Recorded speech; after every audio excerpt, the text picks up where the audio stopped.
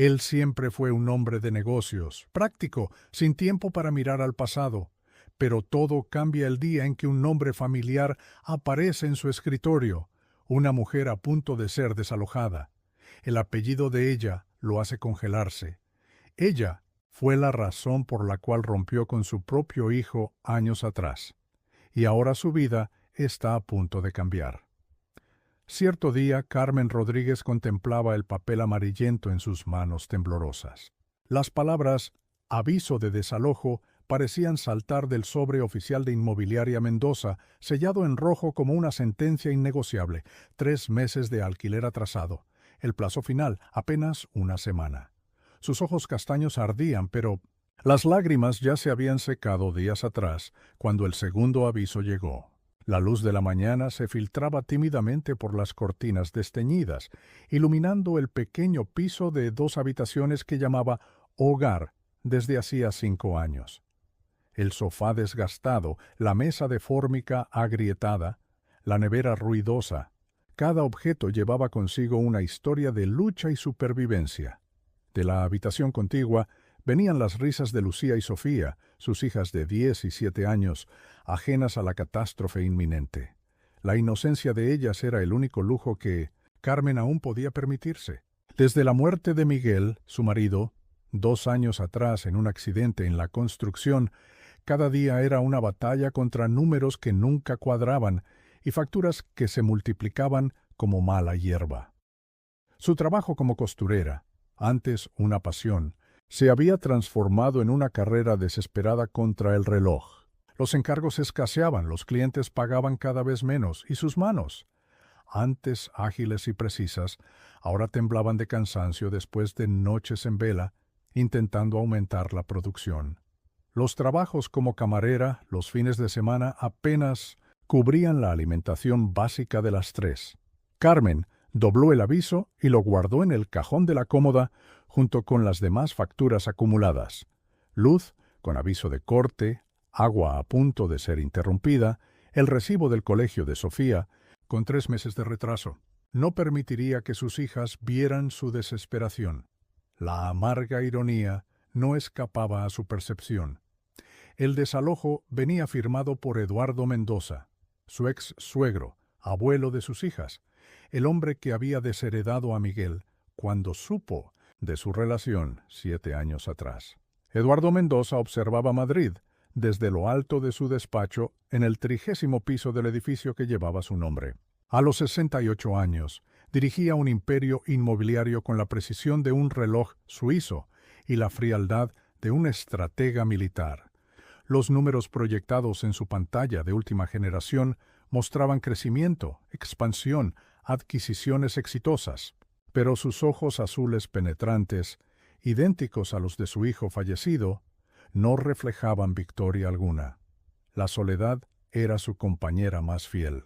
La mansión de 1.500 metros cuadrados en La Moraleja, con sus 6 dormitorios vacíos y salones impecables, era un mausoleo de sueños interrumpidos. Su esposa, Eleonora, había fallecido hacía 15 años de cáncer. Miguel, su único hijo y heredero, había roto relaciones 7 años atrás, cuando Eduardo lo confrontó por su relación con esa costurera. Palabras que ahora resonaban en su mente como agujas envenenadas. Cuando su secretaria, Margarita, que lo acompañaba desde hacía 20 años, entró con más documentos para firmar, su mirada se detuvo en un nombre familiar entre los procesos de desalojo: Carmen Rodríguez. Sintió que su corazón se aceleraba, algo inusual para un hombre que controlaba sus emociones con mano de hierro. Nunca había olvidado el rostro de la mujer que, según él, había robado a su único hijo. ¿Este inmueble está para desalojo?, preguntó, manteniendo la voz neutra, aunque sus dedos apretaban el bolígrafo con fuerza innecesaria. Sí, señor. 3 meses de retraso, procedimiento estándar de Inmobiliaria Mendoza para inquilinos morosos. Margarita consultó la pantalla de su tablet. En este caso específico hay un agravante social. Constan 2 niñas en el registro. ¿Edades?, cuestionó Eduardo, sintiendo la garganta repentinamente seca. 10 y 7 años, respondió Margarita. verificando los datos. Eduardo sintió que el mundo giraba. Las fechas coincidían con perfecta matemática. Las edades correspondían exactamente al tiempo transcurrido desde que Miguel salió de su vida, jurando no volver jamás. ¿Serían sus nietas? La posibilidad abrió una fisura en su corazón endurecido por el tiempo, por el orgullo y por el arrepentimiento silencioso que jamás había admitido ante nadie. Carmen organizaba currículums en la mesa de la cocina, mientras el aroma del café aguado llenaba el apartamento. El paquete de café era el último del mes, cuidadosamente racionado para durar hasta el próximo pago hipotético. Había solicitudes para 3 empleos diferentes: recepcionista en una clínica médica, auxiliar de limpieza en un centro comercial, cajera de supermercado. Cualquier cosa que pagase mejor que la costura, que exigiera menos horas de trabajo para un retorno más digno. Sus manos, acostumbradas a los detalles delicados de los bordados, ahora escribían cartas de presentación con una caligrafía impecable, herencia de los tiempos en que soñaba con ser profesora antes de que la vida la empujara por otros caminos. En los últimos 3 meses había enviado más de 40 currículums, asistido a 2 entrevistas, siempre escuchando la misma frase: «Nos pondremos en contacto». El contacto nunca llegaba. Sofía se acercó, sus pasitos ligeros apenas haciendo ruido en el suelo de linóleo gastado. Abrazó a su madre por detrás, su calor infantil trayendo un breve momento de paz en medio de la tormenta de preocupaciones. «Mamá, ¿puedo llevar mi muñeca al colegio mañana? La profesora dijo que podemos llevar un juguete para el día del compartir». Carmen sonrió, acariciando el cabello negro de su hija, idéntico al suyo. La muñeca en cuestión, regalo del último cumpleaños que Miguel celebró con ellas, estaba desgastada y remendada en varios lugares por las hábiles manos de Carmen, pero para Sofía era un tesoro invaluable. «Claro, mi amor, solo ten cuidado de no olvidarla en el colegio, ¿vale?» Lucía, sentada en el rincón de la sala, con un libro prestado de la biblioteca pública, levantó los ojos. Más observadora que su hermana, tenía los mismos ojos escrutadores de su padre y una madurez que asustaba a Carmen a veces. «Todo saldrá bien, mamá», dijo, como si invirtiera los papeles de protectora y protegida. No era la primera vez que Lucía parecía leer los pensamientos de su madre, anticipando sus preocupaciones y ofreciendo consuelo. Carmen asintió, tragando el nudo en la garganta, que amenazaba con transformarse en lágrimas. ¿Cómo podría decirles a sus hijas que, en una semana, podrían no tener un techo sobre sus cabezas? El teléfono sonó cuando Carmen terminaba de coser un vestido para la hija de la vecina del 5º piso. Era casi de noche, y su espalda dolía del largo día inclinada sobre la máquina Singer heredada de su madre. La luz amarillenta de la bombilla de 40 vatios, insuficiente para el trabajo meticuloso, había desgastado sus ojos a lo largo de los años. Lucía y Sofía ya estaban durmiendo, exhaustas después de un día de colegio y juegos improvisados con materiales reciclados que Carmen recogía para mantener activa la imaginación de sus hijas, compensando los juguetes que no podía comprar. «¿Señora Carmen Rodríguez?», preguntó una voz formal, casi mecánica en su precisión. «Le llamo de la Secretaría del señor Eduardo Mendoza, presidente de Inmobiliaria Mendoza y Emprendimientos». Carmen se congeló, sintiendo un escalofrío recorrer su espina dorsal. En 7 años, ningún contacto. Ni siquiera cuando Miguel falleció, dejándola viuda a los 30 años. «Sí, soy yo», respondió, tratando de mantener la voz firme. «El señor Mendoza desearía concertar una reunión con usted mañana a las 10 horas en su despacho en el Centro Empresarial Mendoza. El asunto es de interés mutuo y urgente». «¿Es sobre el desalojo?», preguntó Carmen, su tono oscilando entre desafío y resignación. «El señor Mendoza prefiere discutir el asunto personalmente. Un conductor estará a su disposición a las 9:30. Carmen aceptó, sintiendo que no tenía opción. Después de colgar, sus manos temblaban tanto que necesitó sentarse a la mesa de la cocina, respirando profundamente varias veces. Eduardo Mendoza, el hombre que Miguel había descrito como un tirano de traje y corbata, que había rechazado a su propio hijo por elegir amar a alguien por debajo de su clase. El hombre que no había asistido al funeral, que no había enviado siquiera una tarjeta de condolencias, que actuaba como si su único hijo jamás hubiera existido. Y ahora, cuando estaba a punto de perderlo todo, él surgía como un espectro del pasado, convocándola a una audiencia en su imperio de hormigón y cristal.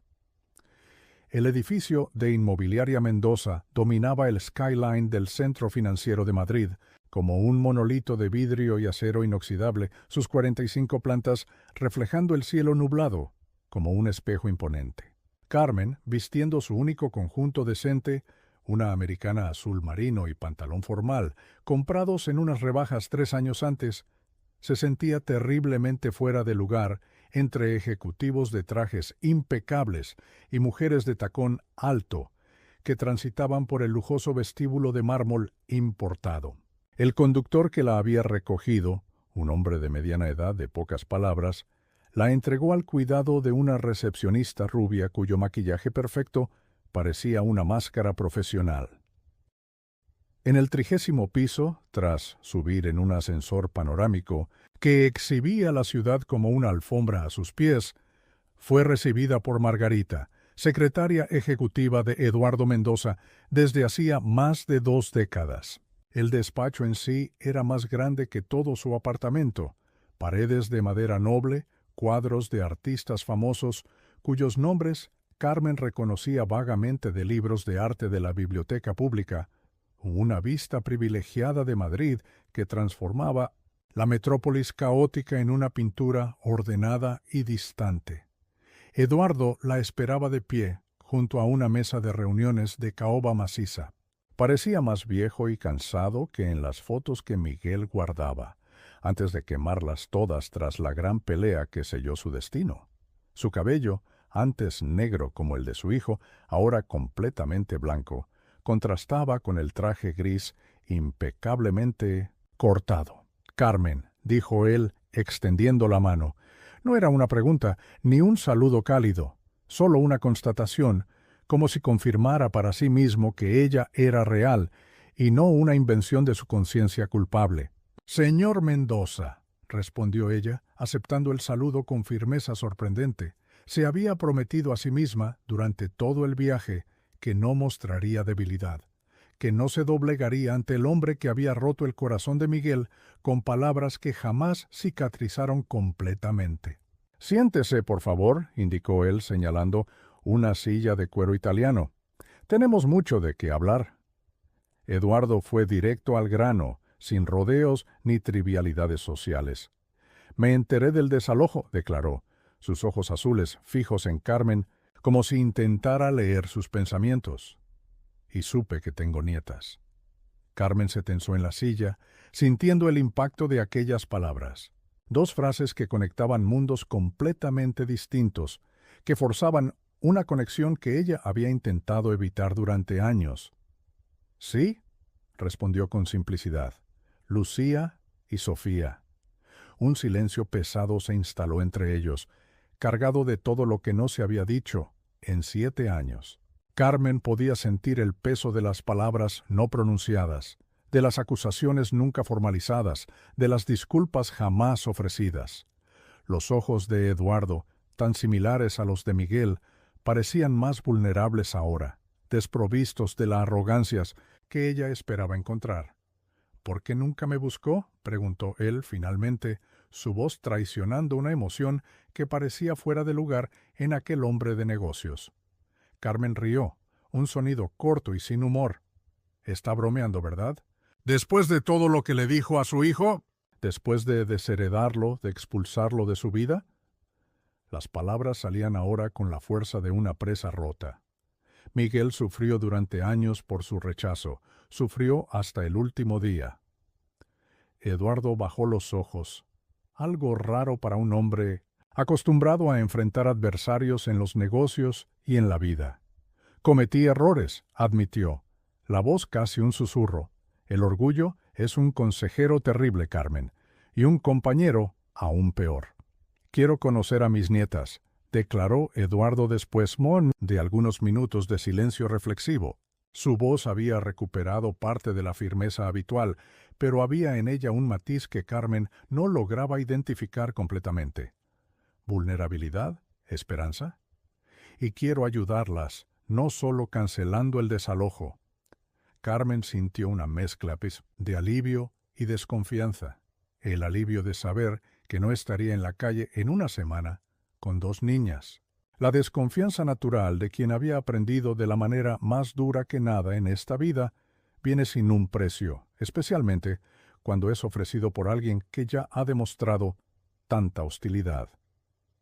Puedo cancelar el desalojo, obviamente, continuó él, gesticulando como si aquello fuera un detalle insignificante. Pero quiero ofrecer más. Un nuevo apartamento en un barrio mejor, educación de calidad para las niñas, un empleo para usted en la empresa, si lo desea, algo que utilice su talento, no solo sus manos. ¿Por qué?, preguntó Carmen, la voz entrecortada por emociones contradictorias. ¿Por qué ahora después de tanto tiempo? ¿Después de ignorar la muerte de su propio hijo? Eduardo se levantó, incapaz de permanecer sentado. Caminó hasta la ventana panorámica, las manos en los bolsillos, los hombros ligeramente encorvados, ya no el titán empresarial, sino un hombre enfrentando el peso de sus propias elecciones. «Porque estoy viejo, Carmen», respondió con una honestidad cruda, «y completamente solo. Porque cuando vi su nombre en ese proceso de desalojo, me di cuenta de que el destino me estaba dando una segunda oportunidad que no merezco, pero que deseo más que cualquier cosa». El primer encuentro entre Eduardo y sus nietas ocurrió un domingo soleado, en el parque cercano al apartamento de Carmen. Ella les había explicado a las niñas, de manera simplificada, que su abuelo paterno quería conocerlas. Lucía, desconfiada, por naturaleza, había hecho preguntas que Carmen intentó responder con honestidad, sin transferir su propio resentimiento. Sofía, emocionada con la novedad de tener un abuelo, no compartía las reservas de su hermana mayor. Carmen observaba, desde un banco a unos metros de distancia, el corazón dividido entre esperanza y aprensión. Eduardo llegó puntualmente, sin el conductor o el coche de lujo, vistiendo ropa casual que parecía fuera de lugar en su cuerpo, acostumbrado a trajes a medida. Traía 2 paquetes envueltos en papel de colores. Sofía, extrovertida como siempre, corrió hacia él sin vacilación, arrastrándolo de la mano hasta el tío vivo. Lucía, más cautelosa, mantuvo la distancia, analizando al anciano con la perspicacia que había heredado de su padre. «Tiene los mismos ojos que papá», comentó después, cuando volvían a casa tras 2 horas de una interacción sorprendentemente fluida. «Y parece triste», añadió, demostrando una percepción emocional inusual para su edad, como las personas de las películas que perdieron algo muy importante y no saben cómo recuperarlo. Carmen besó la frente de su hija, impresionada con su sensibilidad. «Todos perdimos algo importante, querida. Algunos solo tardan más en darse cuenta del valor de lo que tenían». Después de 3 encuentros con las nietas, que se volvían progresivamente más naturales, Eduardo finalmente consiguió convencer a Carmen para aceptar un café en el mismo lugar donde Miguel le había pedido matrimonio 6 años antes, un detalle que él conocía por haber secretamente mantenido investigadores siguiendo la vida de su hijo incluso después de la ruptura.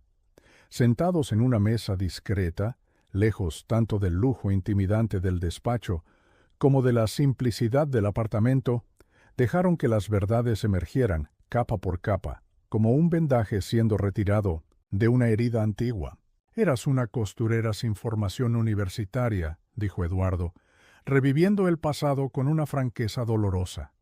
«Miguel era un ingeniero brillante, heredero de un imperio. Pensé que estaba echando a perder su futuro, que estabas con él por interés económico». Carmen sintió hervir la sangre, pero mantuvo la compostura. «Lo amaba», respondió simplemente. «Su dinero nunca significó nada para mí. Por eso lo apoyé cuando decidió dejar la empresa para trabajar en proyectos sociales». Eduardo asintió, admitiendo la verdad que había tardado años en ver. Me di cuenta demasiado tarde, cuando vi que había abandonado todo lo que le ofrecí para trabajar en barrios marginales por un salario mínimo. Supe que era serio, que realmente creía en lo que decía, que realmente te amaba más que al imperio que construí para él. Sus manos, generalmente firmes al firmar contratos millonarios, temblaban ligeramente al sostener la taza de café. Pero mi orgullo, mi maldito orgullo, me impidió buscarlo para pedir perdón, y entonces, cuando finalmente reuní coraje, recibí la noticia del accidente. Era demasiado tarde. Lucía descubrió el talento de su abuelo para la fotografía durante su cuarto encuentro. Entre las muchas cosas que Eduardo escondía del mundo, estaba su pasión secreta por capturar imágenes. Una pasión que había compartido con Miguel durante la infancia de éste, antes de que el peso de las expectativas empresariales se infiltrara en su relación. En un domingo particularmente agradable, mientras Sofía jugaba en el parque infantil bajo la atenta mirada de Carmen, Eduardo trajo una pequeña maleta que contenía su colección de cámaras antiguas. «Tu padre aprendió a fotografiar con esta», dijo mostrándole a Lucía una Nikon F3 de los años 80, perfectamente conservada. Tenía apenas 10 años, exactamente como tú ahora. Los ojos de Lucía brillaron, súbitamente interesados. Carmen, observando la escena desde lejos, sintió un nudo en la garganta. Miguel elogiaba frecuentemente la mirada artística de su hija, su capacidad de notar detalles que otros ignoraban. «¿Puedo intentarlo?», preguntó Lucía tímidamente, un raro momento de vulnerabilidad infantil en una niña generalmente tan compuesta. Eduardo colocó la cámara en las manos pequeñas pero seguras de su nieta, enseñándole a sostenerla correctamente, exactamente como había hecho con Miguel décadas atrás. Al ver la primera sonrisa genuina de Lucía dirigida al abuelo, Carmen sintió algo cambiar dentro de sí, un deshielo lento, como la primavera después de un invierno particularmente riguroso. El nuevo apartamento estuvo listo en menos de un mes. Ubicado en un barrio arbolado de la zona oeste, tenía 3 habitaciones, una cocina amplia y una terraza que proporcionaba vista a un parque. Amueblado con elegancia discreta, reflejaba el buen gusto de Eduardo sin la ostentación que Carmen temía. Las niñas tendrían, por primera vez, habitaciones separadas. Además, Eduardo había cumplido todas las promesas. Matrículas en un colegio renombrado que quedaba a solo 2 manzanas de la nueva dirección, seguro médico completo para las 3, y una oferta de empleo para Carmen que la había dejado sin palabras. Ella coordinaría la recién creada División de Proyectos Sociales de Inmobiliaria Mendoza, irónicamente, el mismo departamento que Miguel había ayudado a idear antes de dejar la empresa. El proyecto inaugural sería un centro de capacitaciones para mujeres de comunidades desfavorecidas, enseñándoles costura profesional y emprendimiento. Pero a pesar de todas las ventajas materiales evidentes, Carmen aún dudaba. Aceptar significaría un cambio completo, no solo de dirección, sino de vida. Significaría renunciar a la independencia duramente conquistada, por precaria que fuese. Significaría una conexión permanente con el hombre que había herido a Miguel tan profundamente. «¿Qué harías tú?», preguntó al retrato de su marido que mantenía en la mesita de noche. La fotografía, tomada durante su luna de miel en 1971, una playa de Andalucía, mostraba a Miguel sonriendo, los ojos llenos de aquella luz especial que reservaba solo para ella. El silencio fue su única respuesta, pero en su corazón Carmen sabía. Miguel siempre había creído en las segundas oportunidades, en puentes en vez de muros, en la familia por encima de rencores antiguos. Perdonar no es olvidar, decía frecuentemente. Es elegir la paz en vez de la guerra, incluso cuando la paz parece imposible. Aquella noche, después de acostar a las niñas, Carmen tomó su decisión. El sol de la mañana entraba por las amplias ventanas del nuevo apartamento, creando patrones dorados en el suelo de madera, Sofía corría de una habitación a otra, encantada con el espacio y con la posibilidad de tener, por primera vez, una habitación solo para ella. Lucía organizaba metódicamente sus libros en la estantería de su cuarto, una colección modesta, pero preciosa que Eduardo había prometido ampliar con clásicos de su propia biblioteca. Carmen desempaquetaba su máquina de coser, ya no como instrumento de supervivencia desesperada, sino como la expresión artística que siempre había deseado que fuese. En la semana siguiente comenzaría su trabajo en el proyecto social, transformando su experiencia de lucha en oportunidad para otras mujeres. Eduardo apareció para el almuerzo, trayendo un pastel de chocolate y un álbum de fotografías antiguas. Había en él una ligereza que Carmen nunca había imaginado posible en el severo empresario de las historias de Miguel.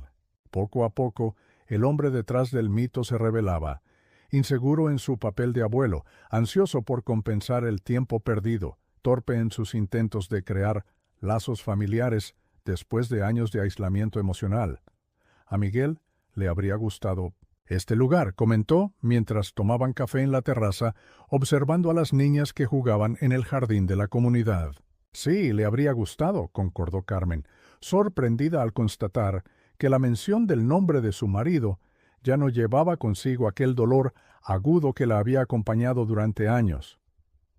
Había nostalgia, ciertamente, pero también una aceptación serena que permitía mirar al pasado sin ser consumida por él.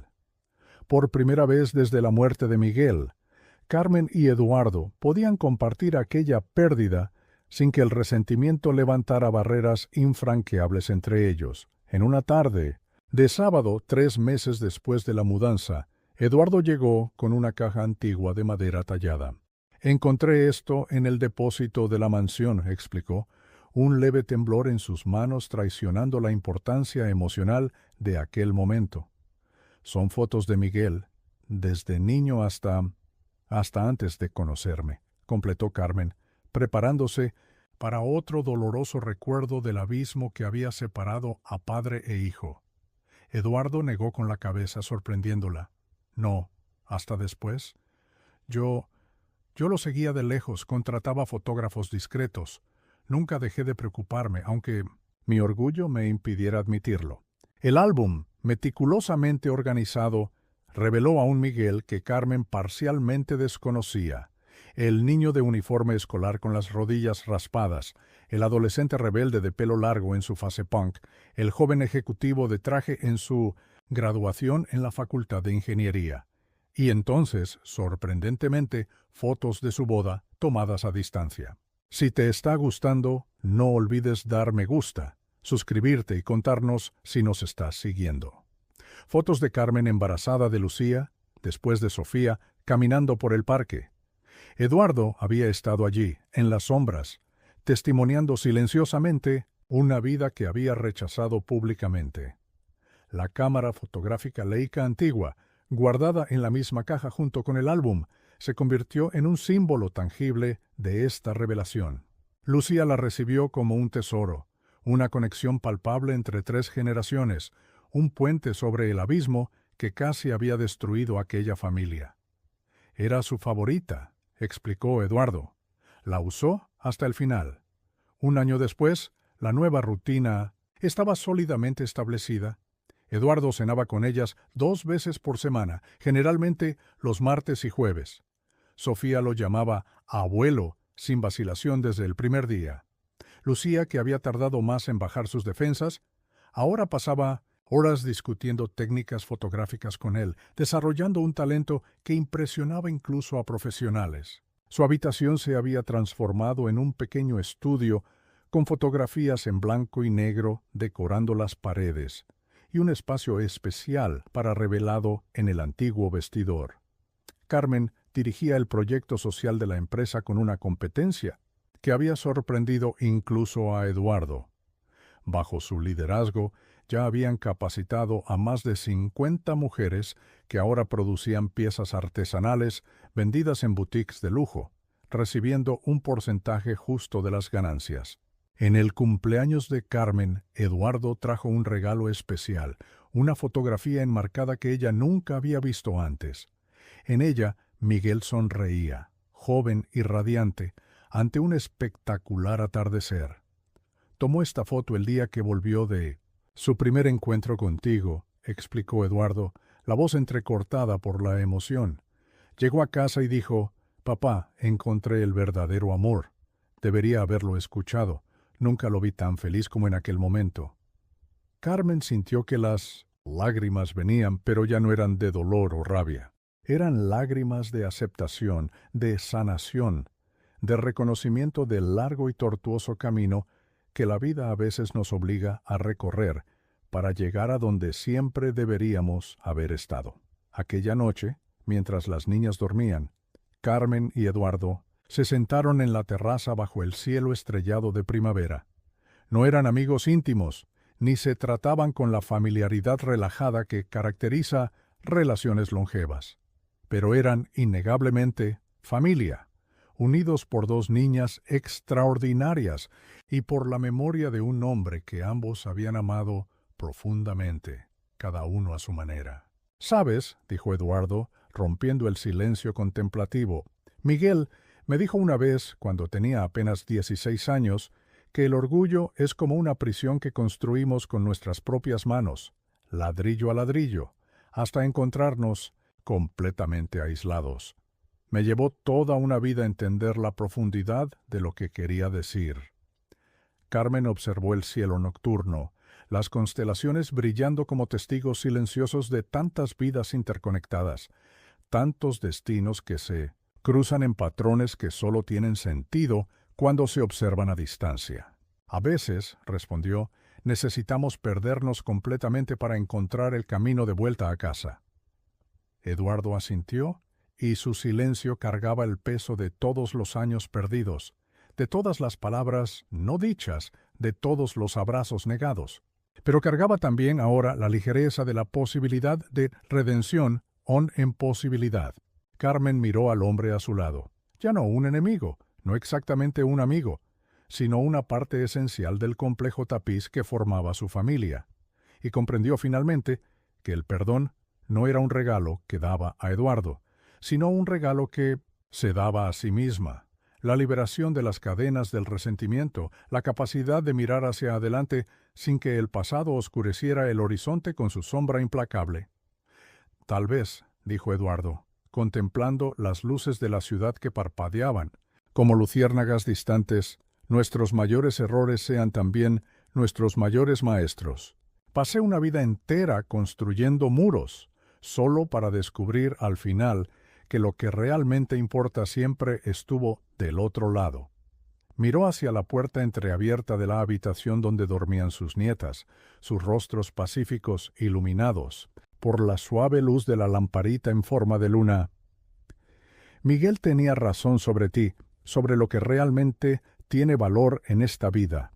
Las palabras flotaron en el aire como una promesa, como un reconocimiento tardío, pero no menos verdadero. Y en la pared del salón, enmarcadas lado a lado, las fotografías contaban una historia silenciosa de redención, de caminos que se perdieron solo para reencontrarse, de corazones que necesitaron romperse para aprender la verdadera amplitud de la compasión humana. Carmen comprendió entonces una verdad que Miguel siempre intentó enseñarle: no existen finales perfectos, solo nuevos comienzos. La vida raramente nos da segundas oportunidades, pero cuando lo hace, debemos agarrarlas con ambas manos, sin mirar atrás. El perdón no borra el pasado, pero ilumina el futuro con una luz que ningún resentimiento jamás podría generar. Mientras la noche abrazaba la ciudad, una verdad cristalina emergió en el corazón de Carmen: somos todos, de cierta forma, arquitectos imperfectos de nuestras propias prisiones y, simultáneamente, artesanos de nuestra propia liberación. El tiempo que Eduardo había gastado construyendo muros podría haber sido usado para construir puentes. Las palabras no dichas por orgullo podrían haber sido semillas de reconciliación. Los abrazos negados podrían haber sido bálsamo para heridas que llevaron años en cicatrizar. Sin embargo, incluso ante todos los desvíos, las oportunidades perdidas y los caminos equivocados, siempre existe la posibilidad de retorno, de curación, de reconexión con aquello que verdaderamente importa. Nunca es tarde para volver a empezar, dijo Eduardo, como si leyera los pensamientos de Carmen. Aprendí eso de la manera más difícil. Sus ojos, tan parecidos a los de Miguel, reflejaban la luz suave que venía del salón. Ojos que ya habían visto imperios construirse y fortunas acumularse, pero que sólo ahora parecían comprender el verdadero significado de riqueza. Las niñas están felices, comentó Carmen. Lucía habla de ti todo el tiempo, sobre las cosas que están aprendiendo juntos. El rostro de Eduardo se iluminó con una sonrisa genuina, una expresión que, un año atrás, Carmen jamás habría creído posible en aquel semblante severo. Tiene la mirada de él, respondió Eduardo. Esa capacidad de ver más allá de lo obvio, de encontrar belleza donde otros solo ven lo común. Carmen asintió, sintiendo una mezcla agridulce de orgullo y nostalgia. Sofía tiene su corazón, esa generosidad impensada, esa capacidad de perdonar sin cuestionar. La brisa suave de la noche traía el perfume de las gardenias que Eduardo había plantado en el pequeño jardín de la terraza. Las flores favoritas de Eleonora, su fallecida esposa, otro lazo que se había negado a compartir con su hijo mientras podía. Un arrepentimiento más en una larga lista que ahora intentaba redimir. Carmen, Eduardo dudó, algo inusual para un hombre habitualmente decidido. Quiero que sepas que, pase lo que pase de aquí en adelante, este apartamento es tuyo. Ya he transferido la escritura a tu nombre. Ante la mirada sorprendida de Carmen, continuó, no es caridad, es un derecho de mis nietas, un derecho tuyo como familia. La palabra parecía nueva en sus labios, como si la estuviera pronunciando por primera vez con su verdadero significado. Carmen quiso protestar. Su orgullo, tan fuerte como el de él en muchos aspectos, resistía la idea de aceptar algo tan valioso. Pero entonces pensó en Lucía y Sofía, en su seguridad, en su futuro. Pensó en Miguel, que siempre había puesto el bienestar de ellas por encima de cualquier orgullo personal. Gracias, respondió simplemente. El valor de la familia, al fin y al cabo, no está en la perfección, sino en la capacidad de permanecer unida incluso cuando las imperfecciones se exponen en su forma más cruda. El verdadero amor no es aquel que nunca falla, sino aquel que encuentra el coraje para volver a empezar cuando el fracaso parece la única realidad posible, y quizás ese sea el mayor legado que Miguel dejó para todos ellos, el recuerdo constante de que nunca es demasiado tarde para derribar muros y construir puentes, para transformar el orgullo en humildad, para elegir la reconciliación en lugar del resentimiento. En la habitación contigua, Lucía se movió en su sueño. Mañana sería un gran día, su primera exposición fotográfica en el colegio, con Sitwin-Poo, Eduardo en primera fila, orgulloso como solo un abuelo puede ser. Sofía había preparado una tarjeta especial para la ocasión, decorada con pequeños recortes y purpurina, guardada secretamente en su mochila del colegio. Pequeños gestos de amor que, sumados, formaban el tejido resistente de una familia reconstruida. Carmen pensó en los ciclos de la vida, en las pérdidas y las ganancias, en las despedidas y los reencuentros. Miguel no volvería, pero su amor continuaba presente a través de sus hijas y ahora, sorprendentemente, a través de su padre. El dolor de la ausencia nunca desaparecería completamente, pero había aprendido a llevarlo con más ligereza, sin permitir que definiera su futuro o envenenara las nuevas conexiones que florecían. A la mañana siguiente, mientras el sol nacía sobre la ciudad, Carmen miró a sus hijas desayunando y a Eduardo, que había llegado temprano para acompañar a Lucía a la exposición, y supo, con la certeza que sólo viene de la experiencia vivida, que el verdadero hogar jamás fue una dirección o un techo, sino la capacidad de abrir el corazón, incluso cuando parece imposible, incluso cuando duele, incluso cuando el miedo susurra que es mejor mantener las puertas cerradas.